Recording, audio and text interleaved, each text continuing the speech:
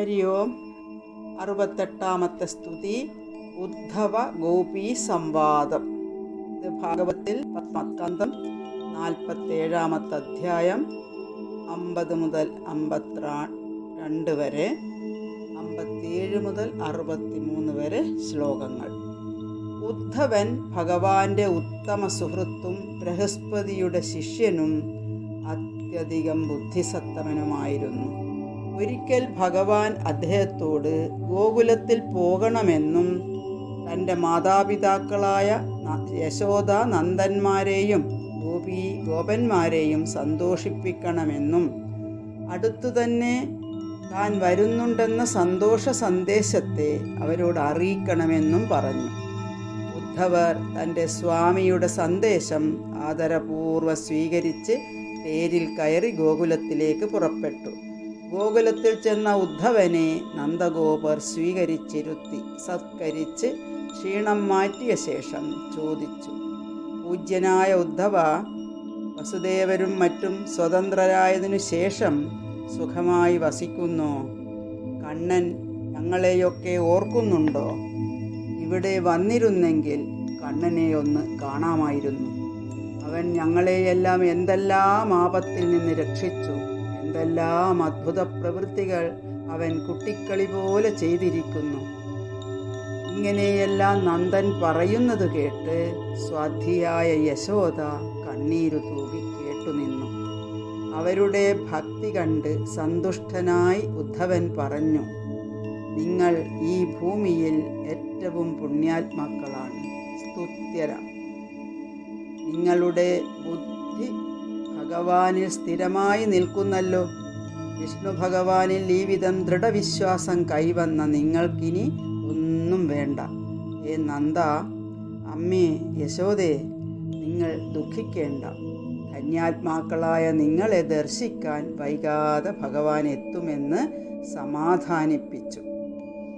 ആ രാത്രി കഴിഞ്ഞ് പിറ്റേന്ന് കാലത്ത് ഒരു തേര് നന്ദൻ്റെ ഗൃഹത്തിന് സമീപം കിടക്കുന്നത് കണ്ട് അക്രൂരൻ വീണ്ടും വന്നോ എന്ന് ഗോപാംഗനമാർ സംശയിച്ചു.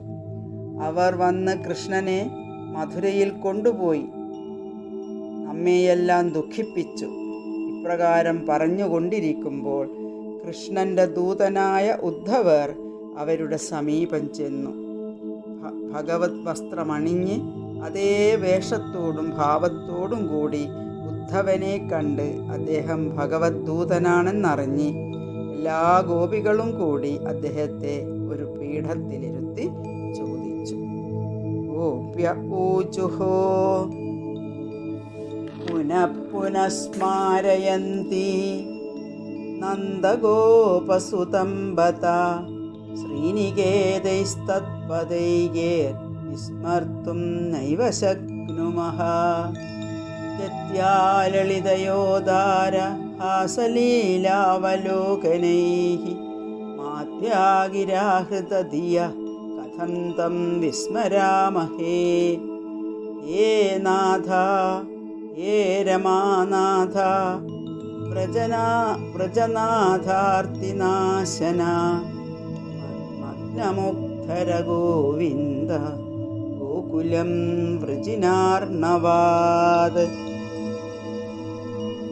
അവരുടെ ഓരോ ശ്വാസത്തിലും കൃഷ്ണസ്മരണ കണ്ട് ഉദ്ധവന് അത്ഭുതമായി. ഭഗവാനെപ്പറ്റി മാത്രം പറയുന്ന സ്മരിക്കുന്ന ആ ഗോപികമാർ എത്ര ധന്യർ! ഇവരുടെ ആത്മാർത്ഥമായ ഭക്തി കണ്ട് പഠിക്കുവാനാണോ ഭഗവാൻ തന്നെ ഇങ്ങോട്ടയച്ചതെന്ന് ഉദ്ധവന് തോന്നി. ഭഗവാന്റെ ലീലകൾ വീണ്ടും വീണ്ടും സ്മരിച്ചും നിലവിളിച്ചും അവർ ഉദ്ധവനോട് പലതും ചോദിച്ചു. അപ്പോൾ ഒരുത്തി ഒരു കറുത്ത വണ്ടിനെ കണ്ട് കൃഷ്ണന്റെ ദൂതനെന്ന് സങ്കൽപ്പിച്ച് പരിഭവങ്ങൾ പലതും പറഞ്ഞു. വിരഹം മൂലം അവരുടെ മനസ്സ് അത്രത്തോളം ചഞ്ചലപ്പെട്ടിരുന്നു.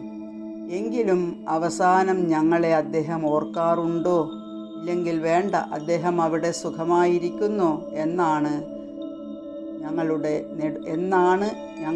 നെറുകയിൽ കൈവച്ച് അനുഗ്രഹിക്കുവാൻ വരുന്നത് എന്നെല്ലാം സങ്കടത്തോടെ ഉദ്ധവരോട് ചോദിച്ചു. ഉദ്ധവൻ തൻ്റെ സന്ദേശം കൊണ്ട് അവരെ സാന്ത്വനിപ്പിക്കാനായി പറഞ്ഞു, നിങ്ങൾ പരമഭാഗ്യവതികൾ തന്നെ. സദാ കൃഷ്ണനെയും ഭഗവാന്റെ ലീലകളെയും സ്മരിച്ചും നാമം ജപിച്ചും കഴിയുന്ന നിങ്ങളുടെ ഭാഗ്യം ഋഷിമാർക്ക് പോലും കിട്ടുവാൻ പ്രയാസമാണ്. കൃഷ്ണൻ എന്ന് പേരായ മഹാവിഷ്ണുവിൻ്റെ അവതാരമൂർത്തിയെ വരിച്ചതിനാൽ നിങ്ങൾ ഏകാന്ത ഭക്തി നേടിക്കഴിഞ്ഞു. നിങ്ങളുടെ വിയോഗ ദുഃഖം എനിക്കിന്ന് അനുഗ്രഹമായി. ഭാഗ്യവതികളായ നിങ്ങളെ ഒന്ന് കാണുവാൻ എനിക്ക് കഴിഞ്ഞുവല്ലോ. നിങ്ങൾക്ക് സുഖപ്രദമായ ഒരു സന്ദേശവും കൊണ്ടാണ് ഞാൻ വന്നിരിക്കുന്നത്. ആ സന്ദേശം ഇതാ, കേട്ടുകൊള്ളൂ.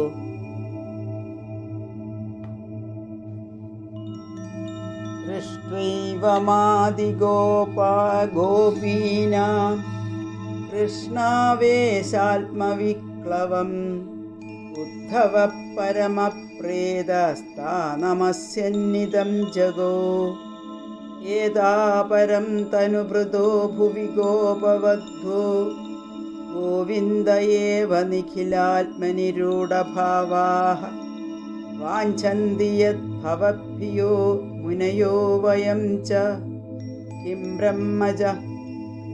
ബ്രഹ്മജന്മഭിരനന്തകഥാരസസ്യ ക്വേമാസ്ത്രിയോ വനചരിർവ്യഭിചാരദുഷ്ടാഃ കൃഷ്ണക്വചൈഷ പരമാത്മനിരൂഢഭാവഃ അനീശ്വരോനുഭജതോ വിദുഷോऽപി സാക്ഷാത് ശ്രേയസ്തനോത്യഗതരാജ ഇവോപയുക്തഃ ന്യായം ശ്രിയോംഗ നിതാന്തരതേ പ്രസാദ സ്വർയോഷിതാം നളിനഗന്ധരുചാം കുതോന്യാഃ രാസോത്സവേസ്യ ഭുജദണ്ഡഗൃഹീതകണ്ഠ ലബ്ധാശിഷാമ്യ ഉദഗാത് വ്രജവല്ലവീനാം ആസാമഹോ ചരണരേണുജുഷാമഹം സ്യാം വൃന്ദാവനേ കിമപി ഗുൽമലദൗഷധീനാം യാദുസ്ത്യജം സ്വജനമാര്യപഥം ച ഹിത്വാ